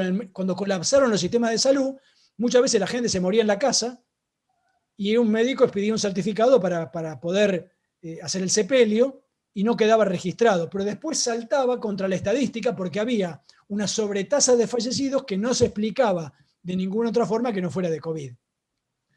Digo, esto viene a cuento de que cuando fui a mirar esas estadísticas para ver lo que había, uno descubre que tiene muchas enfermedades, incluso fallecimientos en chicos, de bronquiolitis, de ese tipo de enfermedades. Neumonías, es decir, hay un montón de afecciones, y cuando uno habla con los ministerios de salud, en particular de la provincia de Buenos Aires, ellos asignan eso a espacios mal ventilados. Y esto no es una demostración, pero es un indicio. El año pasado, que no hubo clases presenciales, no hubo casos de bronquiolitis. Es decir, evidentemente, el lugar donde los chicos se contagian de bronquiolitis son las escuelas. La demostración es que no habiendo clases presenciales no hubo caso de bronquiolitis. Y, entonces, y menos piojos, seguramente. Seguramente, claro, seguramente. Entonces, ¿cómo uno puede minimizar? Bueno, en el caso de los piojos es más difícil, pero en el caso de la bronquiolitis, si uno logra establecer, pensando en el mañana, ¿no? Una conciencia de que hay que ventilar un poco las aulas. Cuando estoy hablando de ventilar un poco, las indicaciones en mi página web puse unos estudios de unas escuelas españolas que hicieron una medición muy detallada, muy interesante. Por ejemplo, decían, bueno, dejamos la puerta cerrada, cómo subía el dióxido de carbono. Entró la directora, abrió la puerta, cómo bajaba. Es decir, muy minucioso el detalle. Y cuando uno tiene un aula cerrada, el nivel de dióxido de carbono puede subir a 2000, 2500 en un rato. Es decir, y eso es una situación que realmente no es muy saludable. Más allá del tema de atención de los chicos, digo, están respirando mucho tiempo la misma sopa que están respirando todos. Y eso, digamos, cualquiera que tenga cualquier enfermedad termina contagiando al resto. Sí, eso extrapolado Gracias. a actividades laborales como por ejemplo, ahora están mucho trabajo remoto, pero los call centers, o sea, todo lo que son trabajos administrativos donde se agrupan muchas personas, la situación es, de hecho hay un estudio, creo que era el de Seúl, que también fue un ejemplo, el del call center de Seúl, que también se estudió, sirvió para demostrar este grupo de José Luis Jiménez el tema de la transmisión de aerosoles. Ya. Claro, hay un par de casos paradigmáticos, un coro, por ejemplo, Sí, donde si uno no asume la vía por aerosoles, no hay manera de explicar cómo de repente personas separadas 2 metros, separadas 15 metros de una punta a la otra, se contagiaron todos. Claramente ahí no fueron por gotas que cayeron. Estamos claros que en el caso de un coro, yo diría que es una cosa de mucha emisión. Para que tengan una idea, es menos riesgoso el cine que una iglesia, por ejemplo. ¿Por qué? Porque en general en la iglesia se habla más y se canta más. Y en el cine las personas están calladas. Entonces depende mucho de la actividad el tipo de riesgo. Por supuesto, si uno hace servicio religioso al aire libre, ahí completamente minimiza ese riesgo. y ahora el desafío que se viene ahora es cuando se termine este veranito, que gracias a Dios todavía continúa, cuando empiecen a bajar las temperaturas, ahí se nos va a complicar bastante el tema, ¿no? Bueno, esa es otra cosa. ¿Por qué hay una correlación tan fuerte y se vio en Europa y se vio acá que cuando baja la temperatura suben los casos? Y bueno, porque estamos más tiempo en lugares cerrados compartiendo aire con otras personas. Esa es la correlación. Y bueno, si nos, digamos, de nuevo, no vamos a evitar que haya contagios por aerosoles, pero si ventilamos un poco mejor, con un poco más de conciencia, vamos a bajar ese número. Y bueno, estamos mitigando un poco un efecto que creemos que es muy importante. Y por otro lado, la sensación que yo tengo es que honestamente es la medida más económica que puede tener más efecto. Porque abrir un poco la puerta y la ventana no es un viaje a Marte, digo, no es una cosa extremadamente revolucionaria. Es una cosa relativamente que se puede hacer en cualquier lugar con poca cosa. Y si uno, además, en un ambiente de escuela o laboral, puede regular cuánto abre para no pasar mucho frío, porque muchas veces me decían, bueno, por ejemplo, eso es impracticable en la Patagonia porque hay mucho viento. Y yo le decía, no, justamente porque cuando hay mucho viento, abrís una rendija de un par de centímetros y probablemente con eso ya te alcance, teniendo un medidor de dióxido de carbono que te permita regular. Jorge, ¿te puedo hacer una consulta? Sí, claro. Bueno, yo te hablo desde Cañuela, ¿no? Pero soy rionegrín. Y cuando llegué a Cañuela, ya hace más de 25 años, las condiciones climáticas me generaban resfríos a repetición, ¿viste? Yo le adjudicaba eso al clima, ¿viste? El cambio de clima, digamos, allá es más seco, y acá todo lo que es el conurbano, bueno, Cañuelas también tiene un clima particular. Sí. Y básicamente yo veía también, en oportunidad que estuve en el municipio cumpliendo alguna función ahí, en el área ambiental, que en algunos lugares el material particulado de suspensión, el PM10 que le llamamos, ¿viste? Tiene valores altos, importantes. Las cercanías de una empresa muy grande que hay acá por ejemplo, tenía valores altos. Y eso era importante superponerlo con un mapa epidemiológico, que no lo pude hacer, ¿no? Porque los médicos en el hospital no tenían registro de los pacientes. Pero después, conversando con la gente, llegaba a la conclusión de que en esos lugares había más frecuencia de problemas respiratorios. ¿Puede ser eso también un motivo? No, bueno, a ver, como yo decía antes, yo me concentré en una medida para minimizar riesgo de contagio de COVID, pero bajar el nivel de dióxido de carbono no es hablar de calidad de aire. Calidad de aire excede el dióxido de carbono. Entonces, uno puede tener un nivel bajo de dióxido de carbono, un nivel altísimo de particulado y tener un desastre, incluso que eso sea cancerígeno, etc. Lo que quiero decir es que, no, porque también algunos me decían, bueno, no puedo abrir las ventanas porque me van a entrar todas las partículas. Bueno, ahí el problema de ahí es que cómo es que está esa escuela al lado de ese lugar que genera esas partículas. Es decir, el problema no es que no puedo abrir la ventana, el tema es al revés, es que no debería haber un aire que no sea respirable, o debería tener filtros la industria, es decir, tendría que haber un control de minimizar el impacto ambiental que tiene esa empresa. Y digo, no puede ser que la solución es encerrate en tu casa y no salgas. No es eso, digamos. Digo, me parece que efectivamente hay un tema de calidad de aire en general que le damos poca atención en Argentina, y dentro de lo que es calidad de aire, un tema es ventilación. Me parece que está metido todo ahí. Pero sí, por supuesto que el tema de calidad de aire y de ventilación y de particulado es todo un problema, por supuesto. A ver. Una de las cosas que yo escuché que esta pandemia había generado menores problemas respiratorios, escuché a un médico hablar del tema y decía que, por ejemplo, el uso del barbijo en el invierno hacía que nuestro aire, digamos, respirado, tuviera una temperatura adecuada, y eso impedía que se deshidrataran las mucosas, y entonces ahí la flora bacteriana era más adecuada, digamos, que en el invierno sucede lo contrario. En realidad hasta tiene un tema más físico.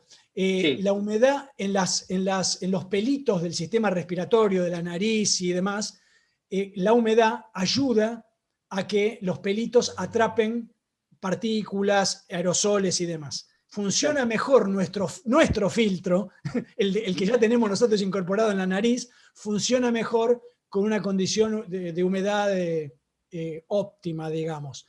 Pero por supuesto, y esto también no lo dije, pero es muy importante, el tapaboca. ¿Ustedes se acuerdan que al principio de la epidemia hasta había tips de cómo ponerse jabón en los lentes para que con el barbijo no se empañaran los lentes? Bueno, sí. Si se empañan los lentes, quiere decir que el aire no está saliendo por adelante, que está saliendo por arriba y no está filtrando. Es decir, si se empañan los lentes, el tapaboca está mal, no está funcionando bien. Hay una cosa que es importante, el tapaboca genera una impedancia contra el aire. Cuanto más cerrado es el filtro, más impedancia genera. Si uno no tiene el tapaboca bien pegado a la nariz y a los costados, el aire se va todo por los costados. Y si el aire se va por los costados, los aerosoles quedan en el ambiente. Otra cosa muy común, ustedes habrán visto, que en los comercios, que suelen estar todos cerrados, con aire acondicionado, el comerciante, cuando no hay personas, se saca el tapaboca y habla y habla y habla por teléfono. Y se lo pone cuando uno entra. Pero están todos los aerosoles ahí dando vuelta. Claro. Claro, lo más importante de la mascarilla es el sellado, o lo que se llama la prueba del fit test, justamente. Exactamente. Jorge, ¿puedo hacer una pregunta al respecto? Sí, claro. Viste que también con este tema del tapabocas salieron al mercado todo tipo de productos, ¿no? Sí. De acuerdo a lo que vos estás expresando, ¿qué nivel de retención también estamos logrando con la variedad de tapabocas que en la mayoría de los casos no son desarrollos profesionales? Sí, bueno, mira, a ver, está muy bien lo que vos decís, y de nuevo, te voy a la mención que hice de riesgo. De hecho, yo, con una de las personas que está en los grupos de asesores, en fin de marzo, principio de abril del año pasado, le dije, che, mirá, ¿no estaría bueno recomendar el uso de tapaboca? Y como era médica, me dijo, no, de ninguna manera. No, de ninguna manera. ¿Y cuál era el concepto? Era, la gente no está entrenada para usarlo bien, lo va a usar mal, lo va a tocar, se lo va a llevar a la cara, va a ser peor el remedio que la enfermedad. Ese argumento duró un mes y al mes cambiaron. ¿Y por qué cambiaron? Porque efectivamente, mal puesto, mal usado, es menos eficiente. Ahora, seguro que es mejor que nada. Entonces, digamos, salvo que el barbijo sea una tela de crochet que no sirva absolutamente para nada, aún los caseros algo hacen. Ahora, de nuevo, es un tema de graduaciones. Cuanto mejor sea el barbijo, cuanto mejor esté puesto, obviamente más seguro voy a estar. Y si tengo un barbijo, por ejemplo, se hizo muy popular por el nombre del barbijo del CONICET, que en realidad me causa gracia porque el CONICET no lo fabrica una empresa, y hay un grupo que es de la Universidad de Buenos Aires y de la Universidad de San Martín, que también son investigadores del CONICET, pero trabajan en la Universidad de Buenos Aires y de San Martín, que desarrollaron el recubrimiento de nanopartículas de plata que hace que el barbijo retenga y elimine mejor el virus y bacterias y demás. Pero solo eso, el resto es una tela que compró la empresa y demás. Ese barbijo con el modelo actual, ahora van a sacar uno mejor, no tiene ganchito, no tiene alambrecito en la nariz. No sella. Entonces, por ejemplo, no es el más adecuado para evitar que el aire se salga por arriba. Entonces, ¿yo qué hago? Yo me compré uno de estos barbijos que son descartables, digamos, que sí tienen ganchito, me lo pongo abajo. Ustedes no sé si vieron el truco de que uno le hace 2 nuditos a donde termina de forma tal que haga como una especie de pliegue y se pegue mucho más a la boca. Sí. Y arriba me pongo el del CONICET. Con lo cual tengo 2, uno que es mejor para parar cierto tipo de partículas, el otro, y con las 2 combinaciones estoy más o menos seguro con un costo razonable. ¿Por qué digo esto? Porque el barbijo profesional, N95, bla, bla, bla, es caro. Entonces, a lo mejor, estamos tratando de, pensemos, una cosa es que tiene que usar un médico que va a estar horas tratando personas que en muchos casos van a estar contagiados. Y bueno, obviamente tiene que usar una cosa hiperprofesional. Ahora, para una persona que se va a subir un rato a un colectivo, y a lo mejor con esta combinación que yo digo que no es óptima, pero que genera una cierta protección, alcanza. Siempre hablando de ponderar riesgos. Sí, no solo que sea óptima, sino la posible, básicamente, porque aparte esto hay que explicarlo, incluso se ve mucha gente, no es tu caso, Jorge, pero bueno, te veo a vos, pero el tema de las barbas muy abundantes también es una complicación. No. De hecho, Jiménez recomienda afeitarse. Exacto, sí, lo escuché. Para usar una mascarilla es requisito estar afeitado. Y sí, lógico, por supuesto, sí. Y el otro tema es el agarre. El agarre de oreja tampoco no cumple el sellado. Tiene que ser un agarre, digamos, a nuca y la parte de coronilla de cabeza. Bueno, obviamente estamos hablando de esto, ustedes entenderán perfectamente que esta moda que se ha puesto en algunos canales de televisión de ponerse ese plastiquito el transparente, ¿lo viste? Sí. De acetato adelante. Me cansé de mandarle. Obviamente, claro, eso lo que para son las gotas, pero los aerosoles para nada. Me cansé de mandarles mensajes y decirle, no hagan eso porque es peor. Es mejor no dar un mensaje que dar un mensaje erróneo, porque esa imagen transmite un mensaje. Tal cual. Yo tengo contacto con 3 o 4 periodistas, digamos, por notas que me hacen, y les dije lo mismo. Pero aparentemente es una indicación del canal, no sé qué es. Un error. Algo que me pone nervioso es cuando cocinan y están hablando y están preparando alimentos y después los reparten entre todos, ¿viste? Sí. Bueno, vemos un montón de cosas en la tele, ¿no? Que no hay que hacer. ¿Puedo hacer un Profesor Jorge, y me animo a decirle profesor porque sin duda es lo menos que le puedo decir con todo el respeto que se ha ganado. No. Está bien, Jorge, está bien. Jorge, Usted ha dado una gran cantidad de información, sin duda una mirada científica, de investigación, desde la práctica de hacer con Arduino un medidor y demás. Yo me voy a atrever a pedirle una opinión. Atento a que sin duda esta es una enfermedad globalizante, sincrónica, sin duda llevamos adelantamientos desde Europa, ¿no es cierto?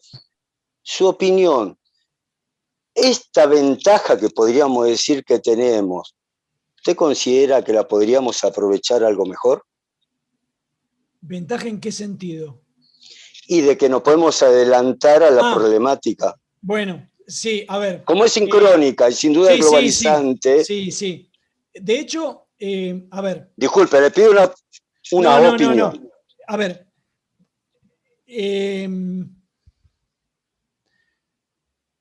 Por ejemplo, hubo muchas críticas a si el cierre que se decidió el año pasado, en marzo-abril, había sido demasiado rápido, demasiado apresurado, si no había que haber esperado un poco más.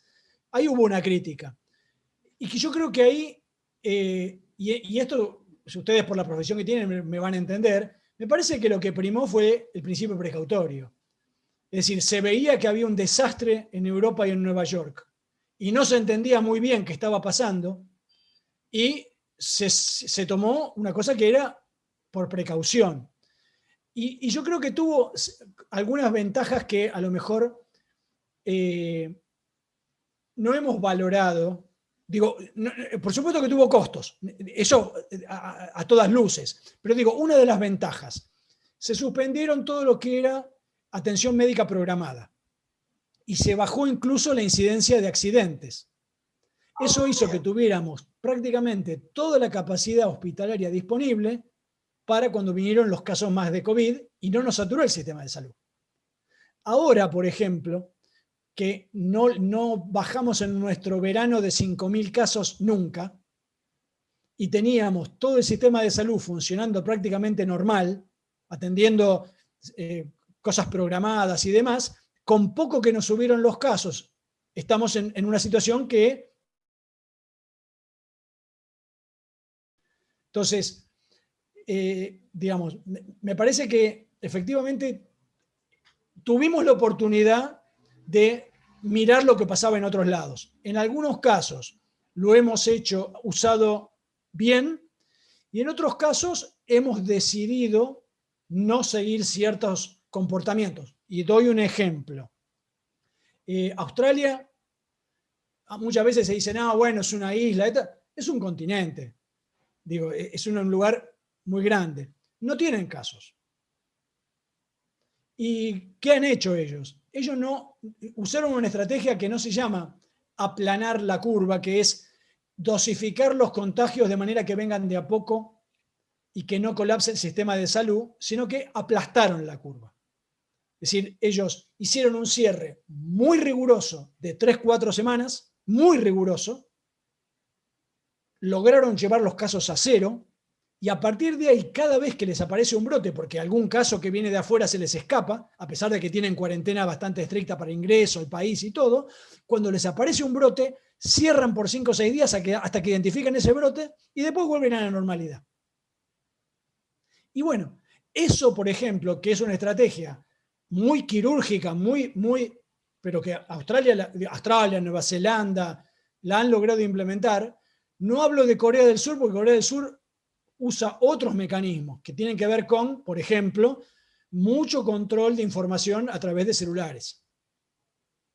Entonces, digo, cada uno tomó una estrategia. Bueno, esas estrategias acá en Argentina, los estados decidieron que no se iban a implementar y no se han hecho. Entonces, nosotros, por ejemplo, en el verano, que de nuevo, hay cosas que son decisiones donde uno tiene dos platos de la balanza. En el verano, ¿qué hacíamos? ¿Aprovechábamos el calor para llevar los casos a cero o manteníamos una actividad económica para que todos los lugares que dependen mucho del turismo no sufrieran más penurias? Y bueno, primó el hecho de no sufrir más la parte económica y no bajamos de 5.000 casos. Bueno, digo, Muchas gracias, profesor. Digo, en esto no hay, Sí. no hay una cosa tan, digamos, la forma en que se eliminan los contagios es bastante simple. Si ninguno de nosotros tiene contacto con una persona durante 14 días, la enfermedad se aparó. El problema es que eso en una sociedad es imposible. Todo Es se imposible refleja porque, en el comportamiento del sujeto, ¿no? Del ser humano. no, pero que además, digo, es imposible porque los médicos se tienen que mover, porque alguien tiene que producir alimentos, tenemos que ir a comprarlo. Entonces digo, lo que quiero decir, la solución teórica es fácil. Si uno lograse que no hubiera contacto solo por 2 semanas, no hay más casos. 0. El problema es que eso es imposible. Entonces, bueno, convivimos con lo posible. Ok. Muchas gracias. No. Bueno, como para ir cerrando, no sé si alguna última pregunta, si a alguien le queda alguna duda, para allá si lo liberamos a Jorge. Así que bueno, no sé, Mariano, ¿vos tenés algo en el chat o ya, si querés, le agradecemos desde ya? No, más que nada hay agradecimientos, bueno, comentarios sobre la mascarilla y demás, pero preguntas puntuales no, Leo. Ok. ¿Puedo Bueno. hacer una pregunta? Sí, dale.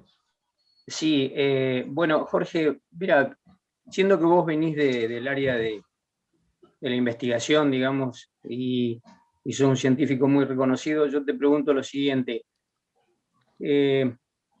Atento que hay países muy chicos como, por ejemplo, Cuba, que aparentemente está trabajando con una vacuna y la está por sacar. Nosotros, que tuvimos muchas propuestas de vacunas de investigadores y ninguna llegó adelante, propuestas propias, digamos, de vacunas nuestras. ¿Tenés alguna opinión sobre el tema en particular? A ver, hay una vacuna en particular bastante bien que está desarrollando una investigadora de la Universidad de San Martín y que podría estar para dentro de un año, digamos así. Y no nos volvamos locos porque la realidad es que poder desarrollar una vacuna en 2 años es un tiempo normalmente récord para cualquier vacuna. Que se haya desarrollado, no sé, una vacuna como las de Rusia o las de China o las de Estados Unidos en 6 meses, es porque han tenido una inversión, muchas veces del Estado, de una cantidad de plata infinita. No solo, ustedes piensen que en marzo, algunas vacunas de las que hoy están vigentes, en marzo del 2020 ya estaban desarrolladas. El resto de los meses, lo que se tardó fue en hacer las pruebas de fase 1, 2 y 3. Y esas pruebas salen miles de millones de dólares. Es decir, la industria farmacéutica es una cosa muy particular, con costos enormes, donde no es solo tener el conocimiento, hay que tener un montón de poder y después además de tener el poder económico, además entran las peleas de entre los países y lo estamos viendo todos los días, de cómo los países se disputan los mercados para tratar de, digamos, de discutir, no porque la mía es mejor, no porque ya había algunas que iban a tener eficiencia más del 100%, ya de tanto que iban corriendo a ver cuál era mejor. Yo me acordaba de los mariachi de Lelutier cuando empezaban a discutir quién era mejor y uno le regalaba un geranio, 2 geranios, 3 claveles, una selva, bueno, y seguían y seguían. Bueno, esto también. Digo, obviamente no pensemos que en esto hay solo una cuestión de conocimiento de ciencia. Además, hay un montón de intereses económicos, de plata. Bueno, es la vida, digo, es tan compleja como todo. Me parece que en ese sentido, la ciencia argentina en general ha hecho aportes muy destacados, muy destacados. Ha desarrollado kits, Andrea Gamarnik desarrolló kits muy rápido para diagnóstico, es decir, ha habido un montón de investigadores que dejaron lo que estaban haciendo y se dedicaron a otra cosa para tratar de aportar. No, en Entre eso ellos, estoy de acuerdo, Jorge. Sé de todo eso, pero digo, en el caso de las vacunas, habían como 80 proyectos dando vuelta, ¿viste? Y ninguno... Sí, no. La vacuna de San Martín está bastante avanzada y está por empezar fase 1. Es decir, bien. ya está en condiciones para empezar las pruebas.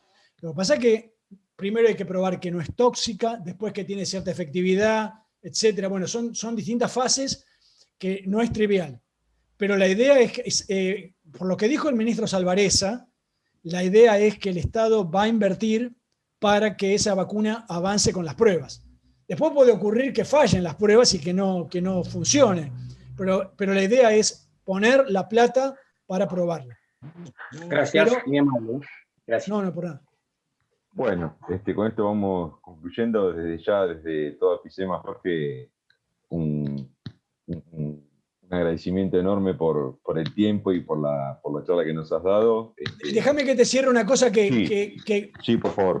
La pregunta de recién me lleva a una reflexión, y es que Bueno.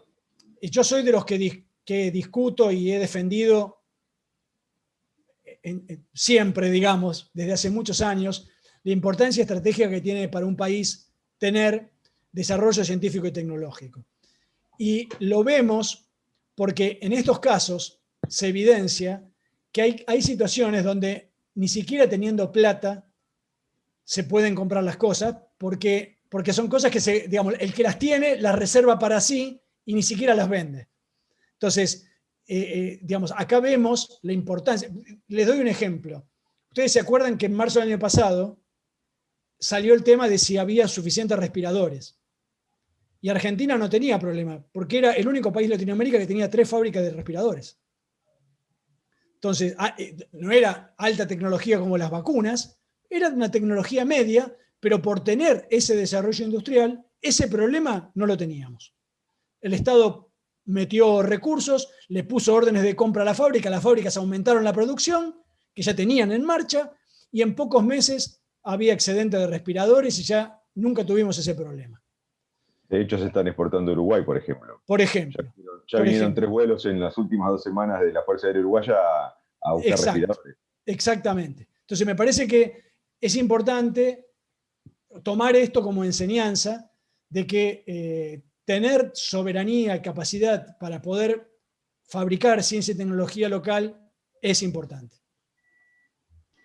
Ok. Excelente. Bueno, excelente, Jorge. Estamos muy agradecidos. Apicema es una asociación medianamente joven, tiene 6 años en el país.